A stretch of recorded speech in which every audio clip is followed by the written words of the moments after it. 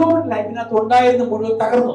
എല്ലാം തകർന്നപ്പോ സ്വന്തം ഭാര്യ തന്നോട് ചോദിച്ച ക്വസ്റ്റ്യൻ, അല്ലയോ ഇയ്യോബേ, അല്ലയോ ഭർത്താവേ, അല്ലയോ കെട്ടിയോനെ, കുറെ കാലം കൊണ്ട് ദൈവമേ ദൈവമേ വിളിച്ചു കിടക്കുകയല്ലേ, ഈ ദൈവത്തെ നിനക്കത് കളഞ്ഞൂടെയോ, ഈ ദൈവത്തെ നിനക്ക് ഉപേക്ഷിച്ചൂടെയോ എന്ന് ഇയ്യോബിന്റെ അടുത്ത് സ്വന്തം ഭാര്യ ചോദിക്കുമ്പോൾ ഭാര്യയോട് ഇയ്യോബിന് പറയാനൊരു മറുപടി, അവൻ അവളോട് ഒരു പൊട്ടി സംസാരിക്കുന്നത് പോലെ നീ എന്തിനാ സംസാരിക്കുന്നത്?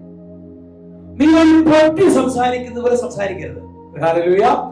ഇയ്യോബ് പറയുന്ന വാക്കാണ്, നീ ഒരിക്കലും ഒരു പൊട്ടി സംസാരിക്കുന്നത് എന്ത് ചെയ്യരുത്, സംസാരിക്കരുത്. അടുത്ത വാക്കെന്താ? നാം ദൈവത്തിന്റെ കയ്യിൽ നിന്ന് നന്മ കൈക്കൊള്ളുന്നു. നമ്മൾ ദൈവത്തിന്റെ കയ്യിൽ എന്ത് കൈക്കൊള്ളുകയാണ്? നന്മ കൈക്കൊള്ളുന്നു, എന്നാൽ തിന്മയും കൈക്കൊള്ളരുത് എന്ന് പറഞ്ഞു. അങ്ങനെ ഈ കാര്യം പറഞ്ഞു നിൽക്കുമ്പോൾ ഇയ്യോബിനെ കാണാൻ 3 പേർ വരുന്നു. അതായത് ഇന്നത്തെ വിഷയം. 3 പേർ വരുന്നു. ഇയ്യോബിന് ഏറ്റവും വേണ്ടപ്പെട്ട, ഇയ്യോബിനെ അധികം സ്നേഹിച്ച ഇയ്യോബിന്റെ സ്നേഹിതന്മാർ. അവരുടെ പേരുകൾ ഒന്ന് വായിച്ച 11ാമത്തെ വാക്യം. അനന്തരം തേമാനിനായ എലിഫസ്, ശുഖ്യനായ ബിൽദാദ്, നയമാത്യനായ സോഫർ. ഹല്ലേലൂയ. ഇവർ 3 പേരും വന്നിട്ട് ഇവർ 3 പേരും തീരുമാനമെടുത്തു, നമ്മുടെ സഹോദരൻ ഇയ്യോബ് കഷ്ടത്തിലാണ്, നമ്മുടെ സഹോദരൻ ഇയ്യോബ് ഇപ്പോൾ വേദനയിലാണ്, നമുക്കൊന്ന് പോകണം എന്ന് പറഞ്ഞ് 3 പേരും കൂടെ ഇയ്യോബിന്റെ സന്തോഷകാലത്ത് മാത്രമല്ല ഇയ്യോബിന്റെ കഷ്ടതയിലും ഈ 3 പേരും കൂടെ നിന്നു. ഹല്ലേലൂയ. നീ ഒരു സ്നേഹിതനാണെങ്കിൽ നിന്റെ സഹോദരങ്ങളുടെ കഷ്ടതയിൽ നീ കൂടെ നിൽക്കുന്നവനായി തീരണം. നിങ്ങൾക്കറിയാമോ, ഇവർ 3 പേരും 3 സ്ഥലത്ത് നിന്ന് വരികയാണ്. ഇവർ 3 പേരും ഒരുമിച്ച് തീരുമാനമെടുത്ത് അവർ നേരെ ഇയ്യോബിന്റെ അടുക്കൽ വരുന്നു. ഇയ്യോബിന്റെ അടുക്കൽ വരുന്ന സമയത്ത് അവർക്ക് സംസാരിക്കാൻ പറ്റിയില്ല. ഇയ്യോബിന്റെ കഷ്ടം കണ്ടപ്പോ, ഇയ്യോബിന്റെ വേദന കണ്ടപ്പോ ഒരു വാക്ക് പോലും പറയാൻ പറ്റാതെ, ഒരക്ഷരം പോലും മിണ്ടാൻ പറ്റാതെ ബൈബിൾ എഴുതിയിരിക്കുന്നു 7 ദിവസം അവർ മൗനമായിരുന്നു. അനന്തരം ഇയ്യോബ് വാ തുറന്നു തന്റെ ജന്മ ദിവസത്തെ ശപിക്കാൻ തുടങ്ങി. ഹല്ലേലൂയ. താൻ തന്നെ ശപിക്കുന്നവനായി തീർന്നു, തന്നെ ശപിച്ചു. ഇയ്യോബ് എന്ന് പറയുന്ന ഭക്തൻ നീതിമാനായിരുന്നു, ദൈവഭക്തനായിരുന്നു, എല്ലാമായിരുന്നു. തന്റെ ലൈഫിനകത്ത് കഷ്ടം വന്നപ്പോ ഇയ്യോബ് എന്ന് പറയുന്ന മനുഷ്യൻ തന്നെത്താൻ ശപിക്കാൻ തുടങ്ങി. തന്നെത്താൻ ശപിച്ചപ്പോ ഇയ്യോബ് എന്ന് പറഞ്ഞ മനുഷ്യന് കഷ്ടത്തിലാണ്, ഇയ്യോബ് ഇപ്പോൾ വേദനയിലാണ്, ഇയ്യോബ് ഇപ്പോൾ ഭാരത്തിലാണ്, ഇയ്യോബ് ഇപ്പോൾ പ്രശ്നത്തിലാണ്, ഇയ്യോബ് ഇപ്പോൾ വേദനയിലാണ്, ഇയ്യോബ് ഇപ്പോൾ ഭാരത്തിലാണ്, ഇയ്യോബ് ഇപ്പോൾ പ്രശ്നത്തിലാണ്, നൊമ്പരത്തിലാണ്. ആ സമയത്ത് 3-ാം അധ്യായം ഇയ്യോബ് സ്വന്തമായി പ്രാകുന്നത് കാണുന്നു.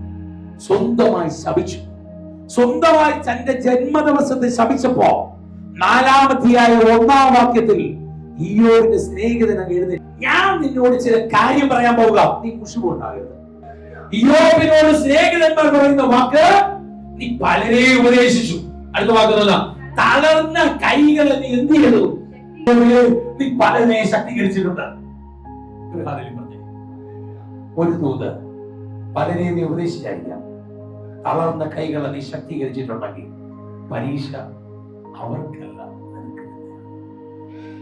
നീ പലരെ ഉപദേശിച്ചു, തളർന്ന കൈകളെ ശക്തീകരിച്ചു, വീഴുന്നവനെ നിന്റെ വാക്കുകൊണ്ട് താങ്ങി, കുഴയുന്ന മുഴങ്കാലുകളെ നീ എന്ത് ചെയ്തു? ഉറപ്പിച്ചിരിക്കുന്നു. അടുത്ത വാക്ക്, ഇപ്പോൾ നിനക്കത് ലഭിച്ചിട്ട് നീ വിഷാദിക്കുന്നു. നീ ഉപദേശിക്കുന്നവനാകാം, പ്രാർത്ഥിക്കുന്നവനാകാം. നിന്റെ ലൈഫിനകത്ത് വിഷയം വരുമ്പോ നീ പിന്നോട്ട് പോകുന്നവനായി തീരരുത്.